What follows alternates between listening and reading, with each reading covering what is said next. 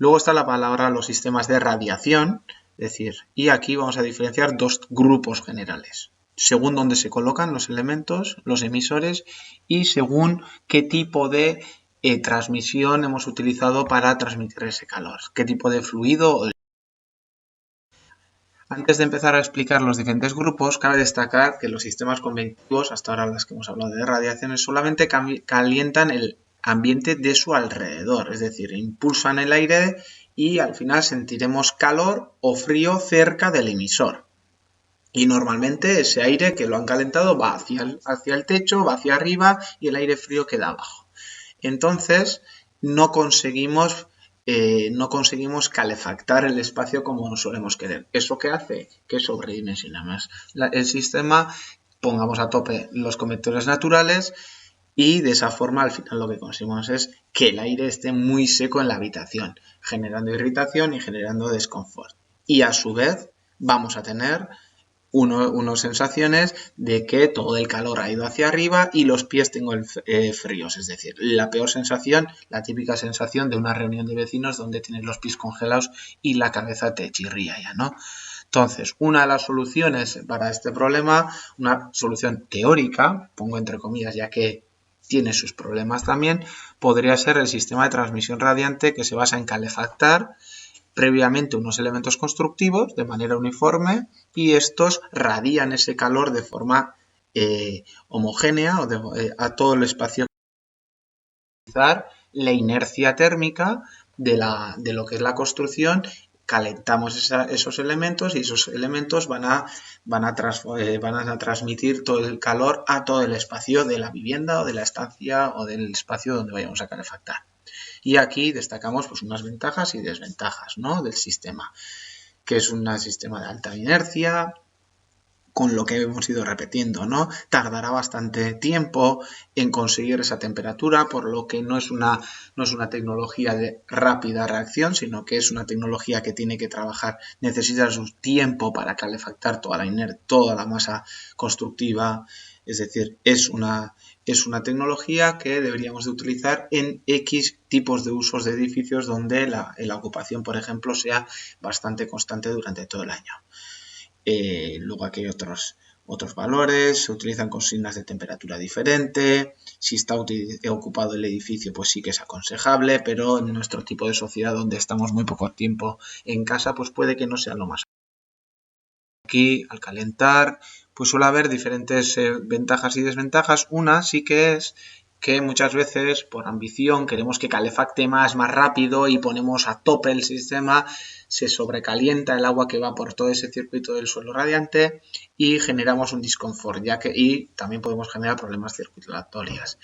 La solución es que siempre hay que intentar trabajar a bajar temperatura cuando trabajamos con suelos radiantes y trabajar en temperaturas de agua de 35-40. ¿Esto qué te hace? Que tardes más tiempo en calefactar tu espacio, pero el confort y que sea mayor y que no haya problemas de circulación, sobre todo gente mayor o gente que está en esas estancias sentada bastante tiempo. Otro parámetro relevante de estos sistemas, el precio. El precio es elevado. Hay que ser objetivo de que el precio de este tipo de suelos puede triplicar el coste de un sistema tradicional. Esto podría ser, al final, se puede contrarrestar en que trabaja a baja temperatura, podemos utilizar sistemas renovables, entonces analizando todo el sistema y durante la vida útil del edificio puede que esa inversión tuviese un retorno o un rendimiento elevado en comparación con otras instalaciones, pero lo que es la inversión inicial es bastante más elevado en comparación a otros sistemas. Y lo que comentaba, una vez dicho los pros y contras de la instalación, cuando hablamos de sistemas de calefacción radiantes, hay más El problema del techo es que, como bien hemos dicho, un espacio cuando estos emiten calor, el calor reduce la densidad del aire y el aire de poca densidad queda en la parte superior. Entonces, cuando queremos calefactar un espacio a través de una cubierta radiante, tenemos que emitir bastante más calor para que alcancemos las temperaturas donde está la gente trabajando. Por lo tanto, no es un sistema aconsejable cuando se utiliza la cubierta radiante para calefactar. Sin embargo, para refrigerar sería un sistema. Y luego, ¿Qué tipo de sistema o elemento de emisión vamos a utilizar? El sistema del suelo radiante por agua, que es la más tradicional. Y aquí, a continuación, muestro las diferentes capas que componen este sistema de suelo radiante.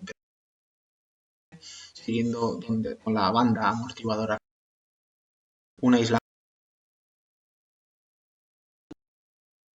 cómo hay que hacer el circuito, diferentes opciones, diferentes dimensiones de las tuberías, con sus exigencias de paso.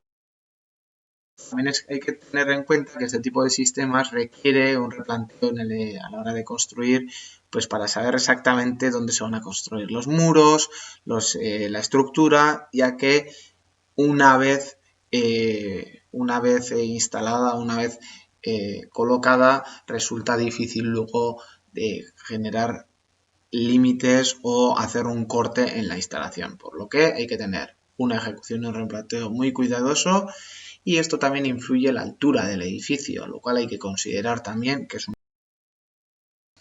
Luego, uno de los elementos clave de esta instalación son en los colectores los reguladores que tenemos: purgador, termómetro, llave de apertura, llave de nada.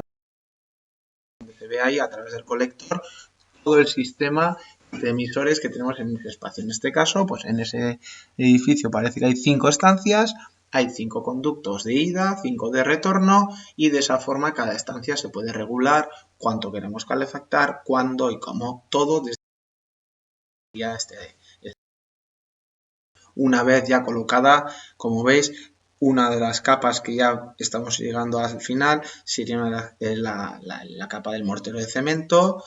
Esta es la que su función es la de dotar del sistema una inercia térmica para gestionar la emisión del calor, y aquí, si utilizásemos el mortero tradicional, pues sería necesario colocar por lo menos 4 centímetros. Sin embargo, si proponemos utilizar el mortero autonivelante, cuya conductividad térmica es bastante más elevada que el mortero tradicional, podríamos reducir ese espesor hasta espesores de 1. Y luego ya al final pues tendremos que elegir el tipo de pavimento. Aquí tenéis ventajas, desventajas. Y comentar que hasta ahora se ha hablado del suelo radiante, siempre lo relacionamos al suelo radiante con agua, pero existen suelos radiantes, por ejemplo, eléctricos, que al final el hecho de, pues tienes energía eléctrica que se convierte en calor. La ventaja que es duradero, permanente, puede llegar hasta 20 años, es fácil de instalar, son unos paneles que se colocan por debajo de la tarima y no tienen una instalación compleja, pero es un precio alto para como es una radiación electromagnética de bajo nivel, pues al final el precio de la emisión sale bastante más cara. Y aparte la electricidad, en comparación a otros emisores, a otros tipos de fuentes energéticas, pues actualmente en España por lo menos es bastante. Y la última opción es el suelo radiante por infrarrojos, que al final tienes un folio radiante que lo colocas por encima de un aislamiento, una capa, y te radia, va a través de infrarrojos todo ese calor al espacio interior. Es como un sistema bastante novedoso, pero el precio es alto, no se recomiendan instalaciones en habitaciones húmedas, tiene sus pros y sus contras, pero actualmente pues es una instalación que sale bastante caro en comparación con la calefacción por infrarrojos. Al final tenemos unos equipos, unos sistemas de calor radiante de ondas largas, y este aparato emite ondas infrarrojas en todas las direcciones, y al final son independientes a la corriente de aire y simplemente lo que calientan son todos los objetos y elementos que hay en el espacio.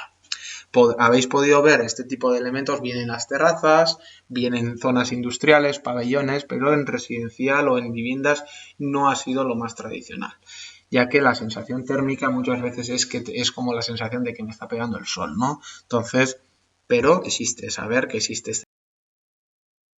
Y para cerrar esta presentación, comentar que hasta ahora nos hemos centrado todo en este apartado de instalaciones de calefacción, pero sobre todo en arquitectura, donde estáis diseñando cada vez más proyectos terciarios, ahí habrá, o en edificios cada vez más también con el cambio climático, o edificios que están sobreaislados tendrán necesidad de refrigerar junto a calefactar, pues hoy en día también hay que entender que este sistema de calefacción puede formar parte del conjunto del sistema de climatización, el cual podríamos generar calor y frío a través de un único equipo o a su vez integrarlo dentro del sistema de ventilación.